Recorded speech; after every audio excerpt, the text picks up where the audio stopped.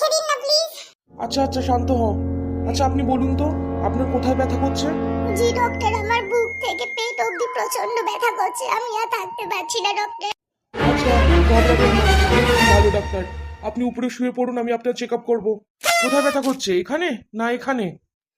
জি doctor, বুকের একটু নিচে ব্যথা করছে। কি হয়েছে ডক্টর বাবু? আমার বাবার কি হয়েছে? তোমার বাবার কিডনি নষ্ট হয়ে গেছে। এটা কি বলছেন আপনি ডক্টর? আমার ব্যথা করছে বুকের নিচে আর আপনি বলছেন আমার কিডনি খারাপ হয়ে গেছে। ডক্টর, ডক্টর আঙ্কেল আপনি একটু ঠিক করে দেখুন আমার বাবাকে। ডক্টর, আপনি কি করে আমার চেকআপ না করে ডায়াগনোসিস না করে আপনি কি করে বললেন যে আমার কিডনি খারাপ হয়ে গেছে? আপনি ডাক্তারের ডিও জানেন না।